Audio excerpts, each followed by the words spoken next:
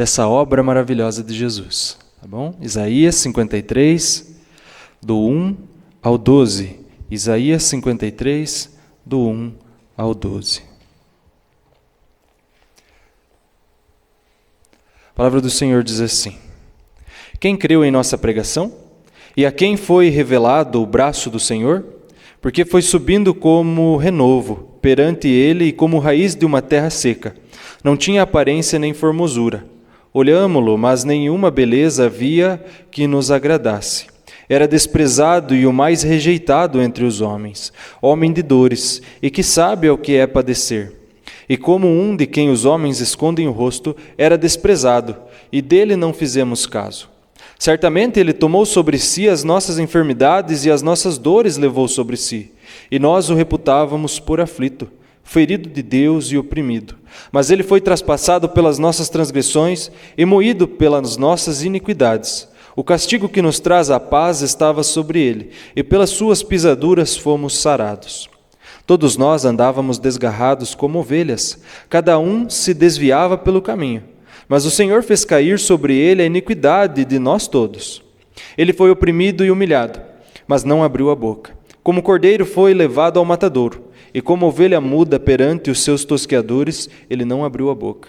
Por juízo opressor foi arrebatado, e de sua linhagem, quem dela cogitou? Porquanto foi cortado da terra dos viventes, por causa da transgressão do meu povo foi ele ferido. Designaram-lhe a sepultura com os perversos, mas com o rico esteve na sua morte, posto que nunca fez injustiça, nem dolo algum se achou em sua boca. Todavia o Senhor agradou moê-lo, fazendo-o enfermar. Quando der ele a sua alma como oferta pelo pecado, verá a sua posteridade e prolongará os seus dias, e a vontade do Senhor prosperará nas suas mãos. Ele verá o fruto do penoso trabalho da sua alma e ficará satisfeito. O meu servo, o justo, com o seu conhecimento justificará a muitos, porque as iniquidades deles levará sobre si. Por isso eu lhe darei em muitos como a sua parte, e com os poderosos repartirá ele o despojo, porquanto derramou a sua alma na morte. Foi contado com os transgressores, contudo, levou sobre si o pecado de muitos, e pelos transgressores intercedeu. Santo Deus, nós oramos ao Senhor mais uma vez nessa noite, pedindo a total condução do Teu Espírito Santo, Pai. Que o Teu Espírito Santo esteja falando com o Teu povo, com todos nós aqui reunidos, Pai. E que a Tua igreja esteja com a mente e o coração preparados, Pai, para receber a palavra do Senhor, o alimento para a alma, Senhor, a correção, o ensino, o ânimo, o encorajamento, a esperança que a Tua palavra comunica para nós, Pai. Que o Teu Espírito Santo nos ilumine nessa noite, que nós possamos ser edificados, Pai. Recebe todo o nosso louvor e a nossa adoração e vem falar com o Teu povo nessa noite, Pai. Isso nós oramos no santo nome de Jesus Cristo. Amém. Amém. Meus irmãos, esse texto, ele faz parte de um grupo de textos que são chamados de Cânticos do Servo Sofredor. Isaías, o profeta Isaías, ele é usado por Deus para trazer em vários capítulos desse livro a respeito desse servo sofredor. Assim é chamado o Senhor Jesus, esse servo sofredor. Nós temos lá em Coronel Vivida, na igreja, pelo menos 2 grupos muito grandes de pessoas. A igreja quase é dividida em 2 grupos. E olhando para esse texto, me parece que o alvo também aqui de Deus, através da vida de Isaías, era atingir 2 grupos de pessoas. Quais são esses 2 grupos que nós vemos lá dentro da igreja e que nós vemos que Isaías está trabalhando aqui, e que eu acredito que é o caso de muitas e muitas igrejas, não só da nossa região, mas de muitos e muitos lugares onde o Senhor Jesus tem alcançado o seu povo. O primeiro grupo é aquele que não conhece o Senhor Jesus, que está visitando a igreja, que está frequentando há pouco tempo a igreja, mas ainda não tem conhecimento nenhum de quem é Jesus. O segundo grupo é aquele que está na igreja há muito tempo, já conhece algo sobre o Senhor Jesus, acha que tem um conhecimento elevado pelo tempo de carreira dentro da igreja, mas não tem profundidade no conhecimento a respeito de quem é Jesus. Então, quando Isaías é usado por Deus para escrever isso a respeito do Senhor Jesus, da pessoa e da obra de Cristo, ele está atingindo esses dois grupos de pessoas. Aqueles que não sabiam nada acerca de Jesus, ou seja, o Messias prometido, aqueles que eram chamados de prosélitos, que vinham e começavam a aprender a respeito, então, do judaísmo e das promessas acerca do Messias, mas também aquele grupo religioso que era chamado de povo de Deus, que já sabia muito a respeito da vinda do Messias, mas não conhecia profundamente o Messias que eles tanto esperavam. Até sabiam da promessa, mas não sabiam nada sobre esse Messias. Tinham a aparência de povo de Deus, mas estavam sempre rejeitando a Deus e as suas promessas. E dentro da igreja também não é diferente. Nós temos pessoas que estão chegando e não conhecem nada, mas nós também temos pessoas que estão há muito tempo, mas não conhecem como deveriam a pessoa de Jesus. E todos nós precisamos conhecer cada dia mais a respeito de Jesus. Seja a pessoa que está chegando, ou a pessoa que já está dentro da igreja há 30, 40 anos, todos nós precisamos conhecer mais sobre Jesus. Nós precisamos nos aprofundar no conhecimento de Cristo. Nós precisamos colocar as nossas raízes profundamente em Cristo. Nós precisamos mergulhar em Cristo como se mergulha em um oceano. Não tem fim, não tem limites para conhecer Jesus. Se nós pudéssemos nessa vida conhecer tudo sobre Jesus, mas nós não podemos, porque Ele é ilimitado, Ele é uma fonte que não tem fim, é uma fonte que não se esgota. Então, quanto mais nós conhecemos a respeito de Jesus, mais alimentados nós somos e mais nós precisamos, nós desejamos, nós devemos ansiar por conhecer o Senhor Jesus. O grande problema da igreja de todo o mundo é conhecimento raso sobre Jesus. Nós temos um grande problema nas nossas vidas, que é conhecer pouco sobre Jesus. E nós precisamos resolver esse problema. Nós precisamos, então, buscar, conhecer e conhecer e conhecer cada dia mais o Senhor Jesus. Nunca vai ser demais conhecer Jesus. Nunca vai ser demais mergulhar na palavra de Deus buscando os detalhes sobre Jesus. E esse texto de Isaías tem uma explicação detalhada acerca de quem Ele é e o que Ele fez por nós. Nós temos frequentemente perguntado para as pessoas: me explique sobre quem é Jesus. E nós temos visto, infelizmente, uma grande dificuldade das pessoas em responder quem é Jesus, explicar quem é Jesus. Nós temos perguntado também sobre o que Jesus fez por nós. Nós temos visto também uma grande dificuldade das pessoas de explicar o que Jesus fez por nós. Nós temos perguntado para os jovens: me fale o que é redenção, me fale o que é salvação. E aquela resposta sai engasgada. E muitas vezes nós pegamos em perguntas assim, sobre o que tanto Jesus fez por mim? O que o Senhor Jesus fez naquele ato de se entregar para ir para a cruz? O que isso tanto significa para as nossas vidas? Então, meus irmãos, a nossa intenção é responder justamente isso. No máximo que esse texto tem para nos oferecer. Quem é Jesus e o que Ele fez por nós? Nunca vai ser demais conhecer o Senhor Jesus. E se tem alguém aqui que está vindo pelas primeiras vezes, que está conhecendo o Senhor Jesus agora, está no lugar certo, na hora certa. Porque esse texto ele é fantástico para apresentar Jesus para as pessoas e dar detalhes sobre a pessoa e a obra de Jesus. Esses cânticos do servo sofredor, eles trazem esse título, mas nós precisamos entender que esse servo sofredor, ele não é nosso servo simplesmente. Nós não podemos colocar o Senhor Jesus como um simples servo nosso, para que a gente compreenda melhor o porquê desse título que esses cânticos receberam. Servo do Pai, a serviço do plano da redenção, e assim também acaba nos servindo com a salvação. Por isso, mas Jesus jamais pode ser colocado na posição de nosso servo, mas Ele é um servo do plano da redenção, um servo do Pai que planejou e executou a obra da redenção nas nossas vidas. Por isso esse título, o servo sofredor. Sofredor por quê? Porque foi em meio ao sofrimento que ele pagou então a dívida dos pecadores. O povo de Israel, o povo de Deus, que se achava grandes conhecedores do Senhor, grandes conhecedores de Moisés, da lei, dos escritos dos salmos, dos profetas e tudo mais, eles rejeitavam a ideia de que esse texto está falando a respeito do Messias. Hoje nós, olhando para trás, entendemos, através de tudo o que Cristo fez, está descrito aqui nesse texto. Então o servo sofredor não é como eles imaginavam Israel. Porque os israelitas achavam que era eles. E ainda hoje os israelitas acham que esse texto está falando sobre eles, sobre a nação de Israel.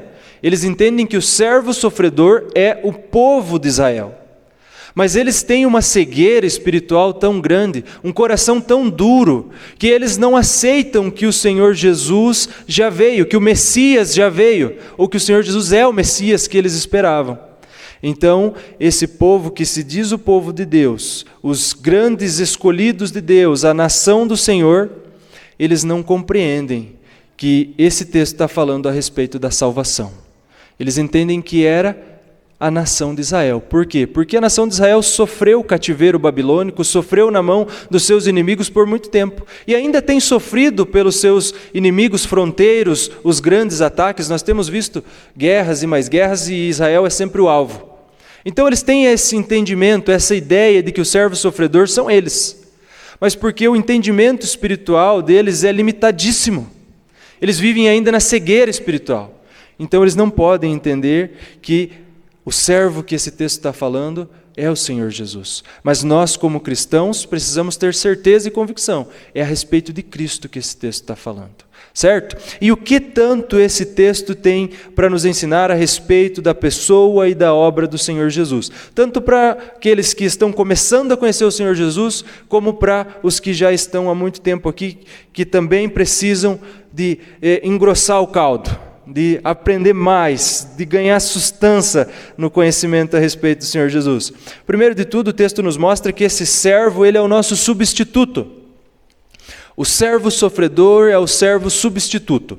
Por quê? Porque ele assumiu o nosso lugar, ele tomou sobre si os nossos pecados, ele foi levado à cruz no nosso lugar.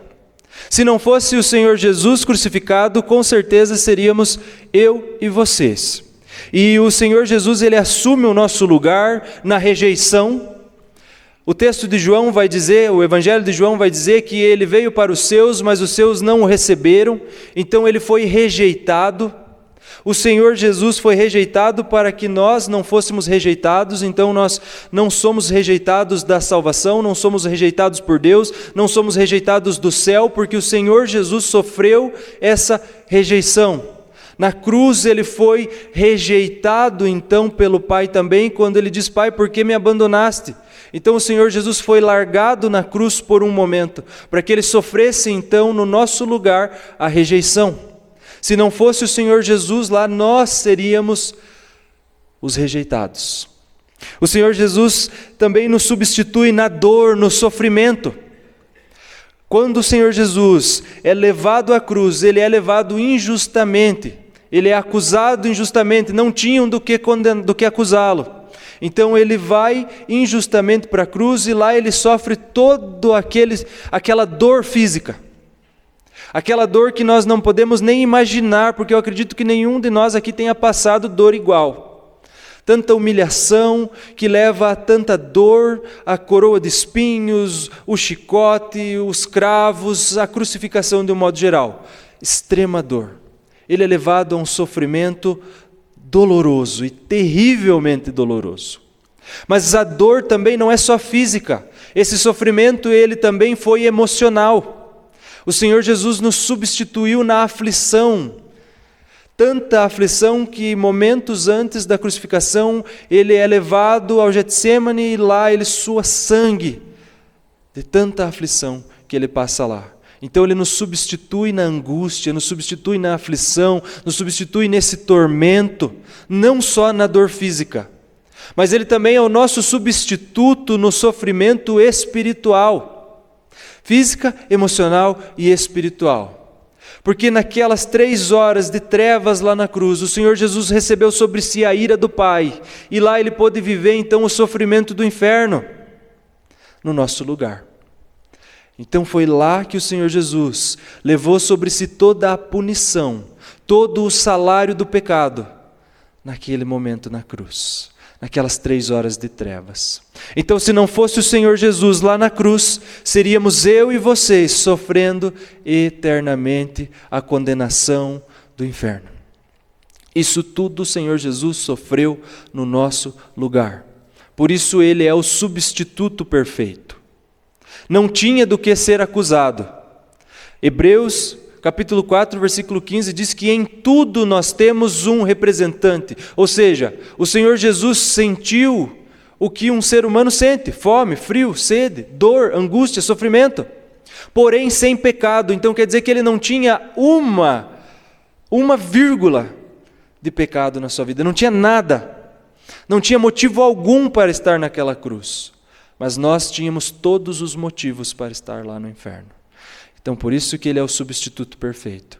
Ele assumiu para si o nosso pecado, levou sobre si e morreu no nosso lugar. Tanto a morte física como a morte espiritual. Tanto o sofrimento físico e emocional como o sofrimento espiritual. Então, quando nós olhamos para a obra de Jesus na cruz, quando nós tentamos retratar o sofrimento de Cristo na cruz através de um teatro, através de um filme, através de um seriado, não é o suficiente para demonstrar o tanto que o Senhor Jesus sofreu lá na cruz.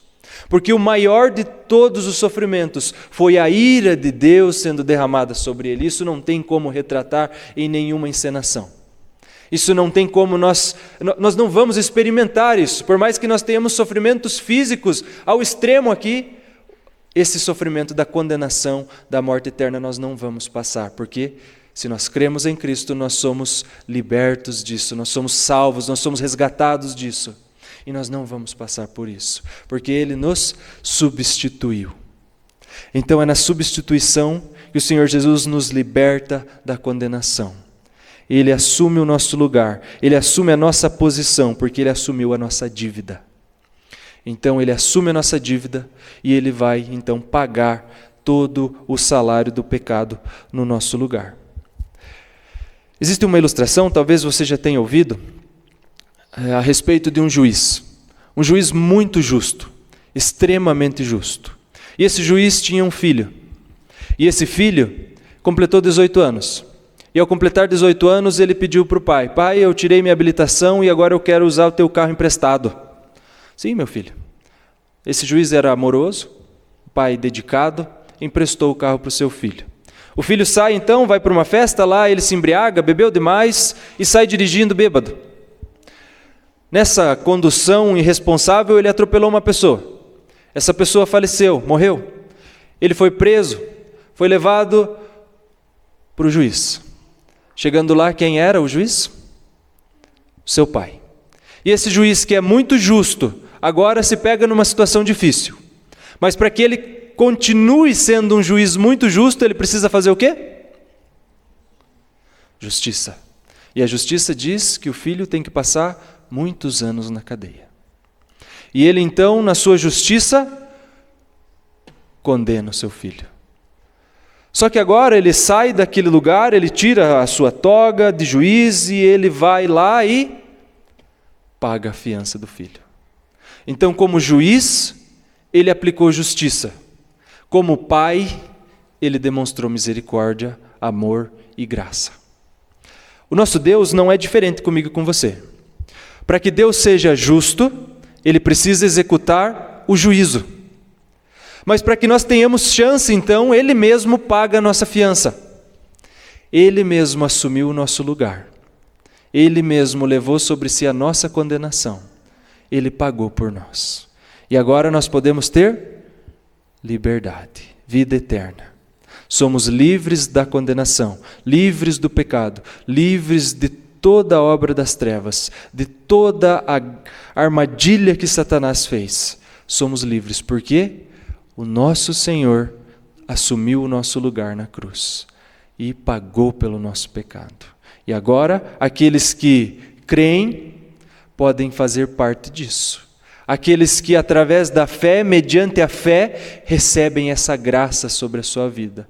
Porque Jesus assumiu o nosso lugar, Ele é o servo substituto. O texto também vai mostrar para nós, no versículo 7, que esse servo sofredor, ele é um servo voluntário. Ninguém obrigou Jesus a ir para lá. Ninguém obrigou o Senhor Jesus a subir naquela cruz. Ninguém levou Ele à força. Ele foi porque quis. Ele se entregou. Foi um ato voluntário. Ele mesmo disse que se Ele pedisse ao Pai, o Pai enviaria legiões de anjos que o libertariam das garras, então, dos religiosos do judaísmo e do exército romano. Então Ele só passou por tudo isso, por todo esse sofrimento que o texto destaca, porque Ele quis, porque Ele se entregou, porque esse é o plano. Quando Ele estava no Getsêmani sofrendo, angustiado, aflito, Ele orava: Pai, se possível, passa de mim esse cálice, mas que seja feita a Tua vontade. Em momento algum o Senhor Jesus hesitou. Em momento algum o Senhor Jesus tentou escapar daquilo. Em momento algum o Senhor Jesus reclamou daquilo. Muito pelo contrário. Ele sabia que para que houvesse salvação, Ele precisava então passar por tudo isso. E Ele fez isso por amor, vontade própria. Esse era o plano antes da fundação do mundo. Antes que tudo viesse à existência, já era esse o plano. Então não foram os judeus que crucificaram Jesus, não foram os soldados que levaram o Senhor Jesus, e também não foi eu e você, diretamente. Foi por mim e por você. Mas nós não obrigamos o Senhor Jesus a subir lá. Não tinha nada em nós que fizesse Jesus dizer: nossa, eu preciso deles, então eu vou lá. Ah, mas se eles não me aceitarem, então, veja bem, acho que eu vou lá fazer isso por eles. Não. Ele foi porque esse é o plano de Deus. E Ele foi para glorificar a Deus. E Ele foi lá porque Ele quis, por vontade própria, para cumprir, para executar a vontade do Pai. Então nenhum de nós, nem os romanos, nem os judeus, obrigamos o Senhor Jesus a subir naquela cruz. Muito pelo contrário, Ele se entregou. Isso só enfatiza o tamanho do amor de Jesus por nós, o tamanho dessa graça, o tamanho da misericórdia de Deus por nós, o tamanho dessa obra da redenção por nós. Então a obra da redenção, ela não é algo assim que Deus se sentiu obrigado a fazer. Muito pelo contrário, Ele fez por amor, Ele fez por vontade própria, porque fazia parte do seu plano. O texto também vai dizer para nós, no versículo 10, que esse servo, ele é um servo planejado. Ou seja, a obra de Jesus faz parte de um plano eterno. E o apóstolo Paulo vai descrever isso para nós como algo que foi feito, foi planejado antes da fundação do mundo. Então esse plano da redenção já existia antes do mundo existir. E quando o Senhor Jesus vem e Ele cumpre esse plano, Ele está cumprindo a vontade do Pai. Tudo o que aconteceu ao longo da história do povo de Deus está dentro desse plano. Veja, algumas pessoas entendem que Deus tinha um plano. Chegou em Adão, o plano falhou. Aí chegou, Deus refez o plano. Vamos consertar as coisas então, vamos refazer o plano. Chegou em Noé, falhou de novo. Ah, mas agora vamos consertar as coisas, então vamos planejar de novo. Chegou em Abraão, falhou de novo. Chegou em Isaac, Jacó falhou de novo. Chegou em Davi, falhou de novo. Só em Jesus que não falhou. Como se um plano de Deus pudesse ser frustrado. Veja, é assim com a aliança, é assim com o plano da redenção. Algumas pessoas pensam assim. Tem um falso entendimento a respeito do plano de Deus. Mas os planos de Deus não podem ser frustrados. Então, a crucificação de Jesus foi planejada. A morte e ressurreição de Jesus foi planejada. Essa obra já fazia parte de um plano maior. O Senhor não foi pego de surpresa. Nossa, e agora? Ah, você vai ter que morrer para consertar esse problema então, filho? Não foi assim. Dentro do plano, tudo já estava definido. O Senhor Jesus não foi pego, Deus, de um modo geral, não foi pego de surpresa. Ele também não foi lá para consertar um plano que deu errado. Não, o plano era esse. Porque a partir daí, Deus pôde então manifestar toda a sua glória, todo o seu ser, os seus atributos, a sua grandeza. Então a obra da cruz, ela é sim por nós. O sofrimento é sim por nós. Mas ela também é, e principalmente é para a glória de Deus. Então nós somos salvos para a glória de Deus. Nós somos nova criatura para a glória de Deus. E nós devemos então ter uma vida nova para a glória de Deus. Viver essa novidade de vida para a glória de Deus, porque nós fazemos parte do plano eterno de Deus.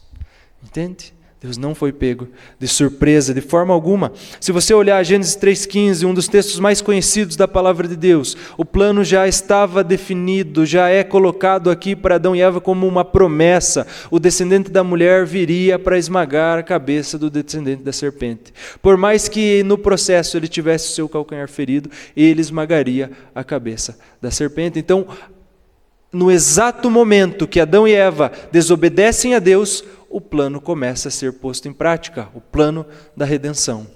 E depois, então, a gente tem a visão completa de que esse plano ele é eterno, é de antes da fundação do mundo. Então nós, sim, fazemos parte de um plano eterno de Deus. Todos aqueles que entregam a vida para Jesus, que seguem a Cristo, que vivem com Cristo, que recebem o Senhor Jesus, fazem parte de um plano eterno de Deus. Plano da redenção. Esse servo sofredor, ele também é eficaz. O sacrifício de Cristo foi eficaz. Por que a gente precisa enfatizar muito isso? Porque as pessoas têm a tendência de achar que pelas suas obras podem se salvar. Pela sua bondade elas podem merecer o céu. Que pelo que elas fazem ou deixam de fazer, elas vão ou não vão para o céu. Isso é muito comum. Isso é muito comum dentro de muitas e muitas casas, dentro de muitas e muitas igrejas. Nós temos como ser humano uma tendência de ser autossuficiente, de fazer as coisas por conta própria. E quando se trata da salvação, as pessoas transmitem esse sentimento também. Para ser salvo, você precisa fazer ou deixar de fazer algo. Mas o que a obra de Jesus Cristo mostra para nós é que não tem nada que nós possamos fazer. É só o que Ele fez que pode trazer a salvação. Então, não é Jesus e mais alguma coisa. Não é Jesus e a obediência às leis do judaísmo. Não é Jesus e a boa obra. Não é Jesus e a esmola. Não é Jesus e a religião. É só Jesus. Então, Ele é totalmente eficaz na sua obra da redenção. Esse é o versículo 11, a primeira parte dele que diz para nós: ele verá o fruto do penoso trabalho da sua alma e ficará satisfeito. Então essa obra satisfez o Senhor Jesus, satisfez as exigências, entende? Então o sacrifício de Cristo é a única coisa. E nós temos a tendência do nosso coração religioso de misturar as coisas. Esses dias mesmo, eu perguntava para um irmão com mais de 30 anos de igreja: você tem certeza da salvação? Se você morresse hoje, para onde iria? E ele me disse que não sabe. E eu perguntei: por que você não sabe? Porque a minha vida está desorganizada. Essa foi a resposta. A minha vida não está como deveria.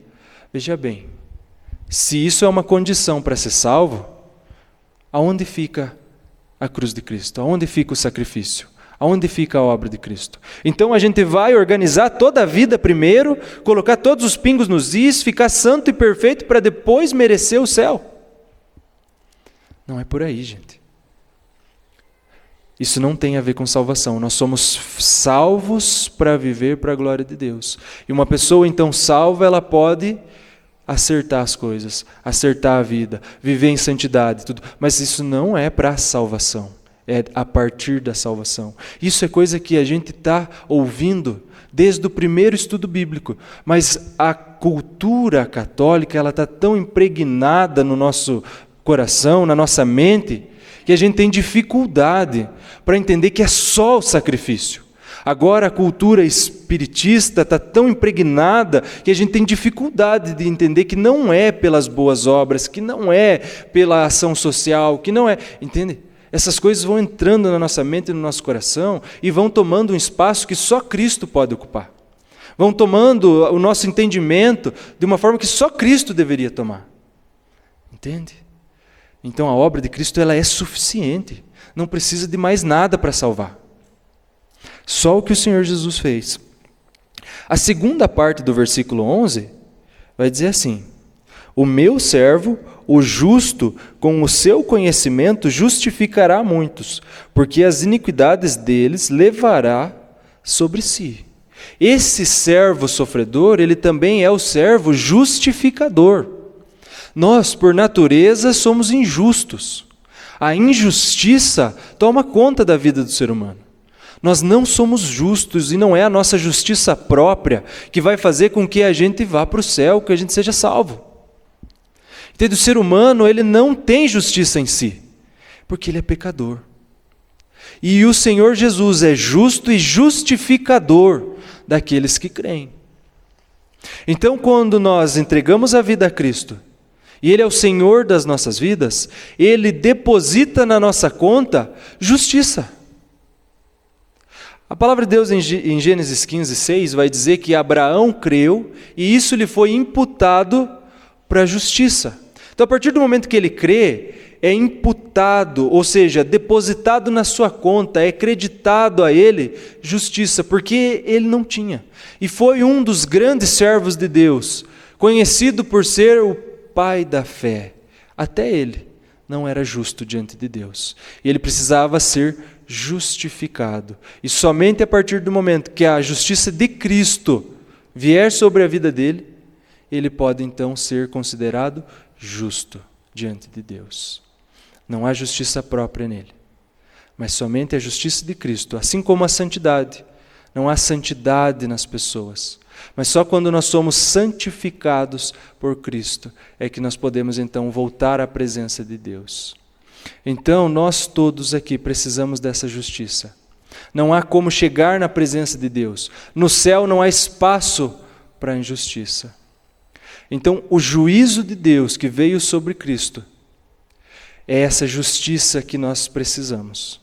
E se esse juízo de Deus viesse sobre mim e você, nós não teríamos condições de passar por isso. Se nós morrêssemos na cruz, recebêssemos o castigo da cruz, ficaríamos mortos eternamente.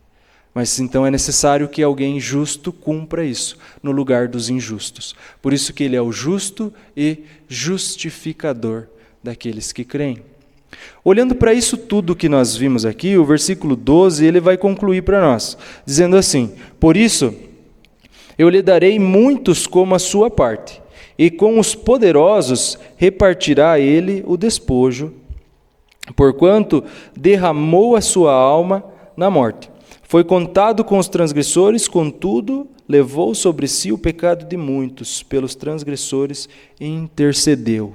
Então o Senhor recebeu muitos.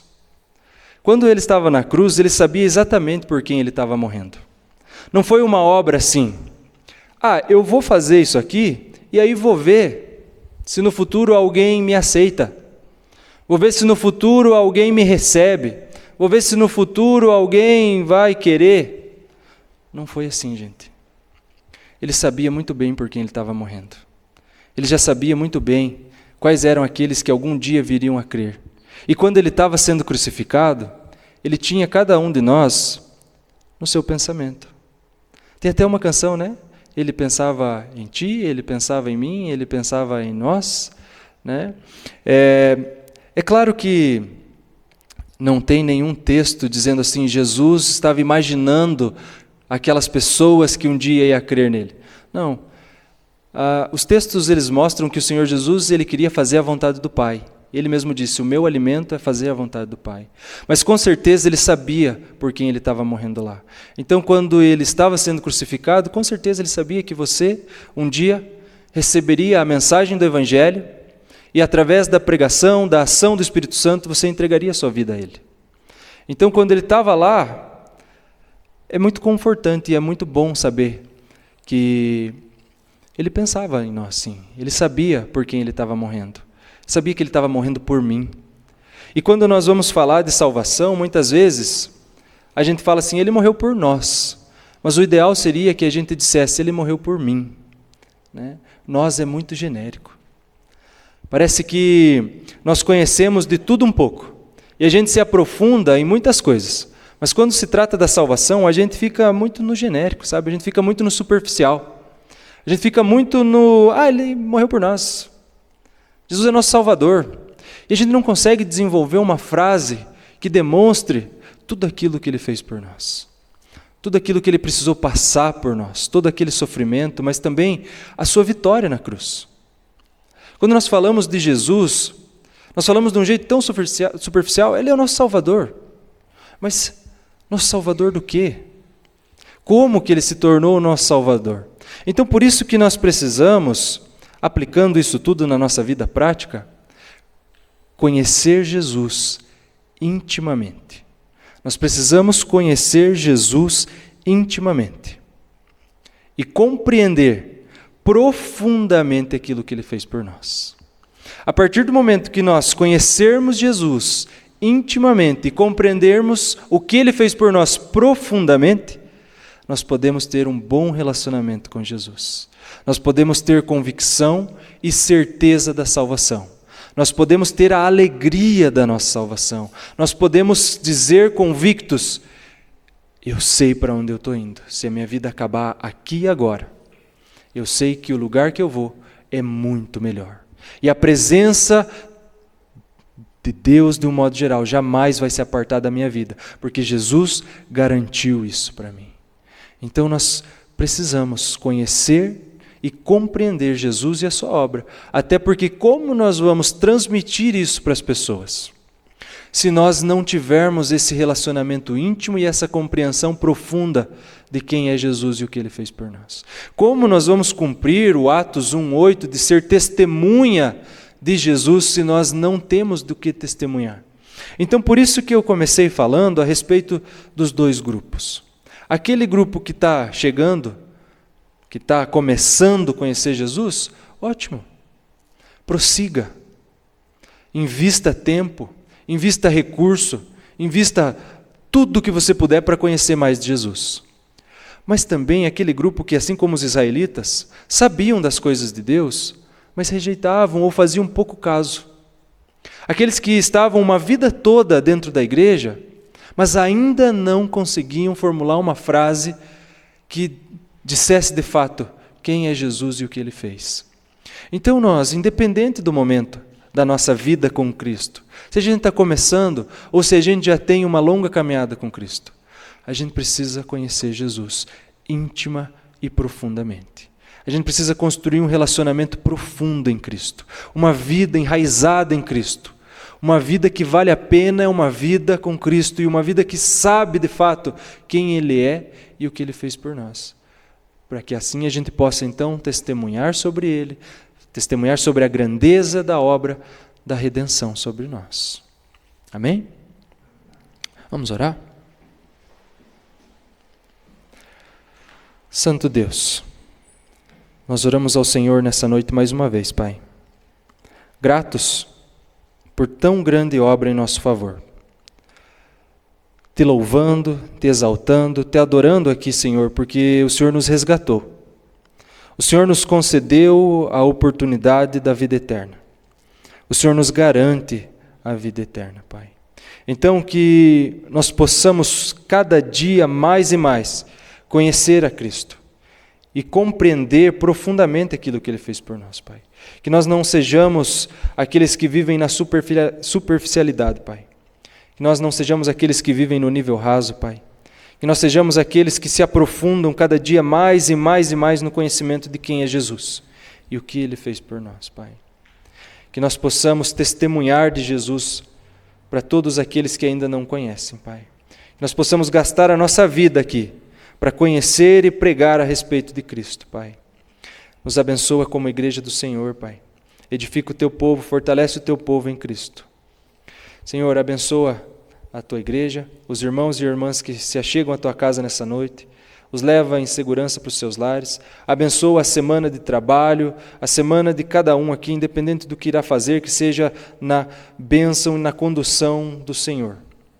Que todos nós possamos desfrutar da presença e das bênçãos do Senhor e reconhecer, Pai, que sem Ti nós não somos nada e não podemos nada, Pai. Então que nessa semana que se inicia, nós possamos começar ela na confiança e dependência do Senhor, sempre se lembrando e buscando cada dia mais e mais conhecer a respeito de Jesus. Isso nós oramos nesse nome precioso de Jesus Cristo, nosso Senhor e Salvador. Amém.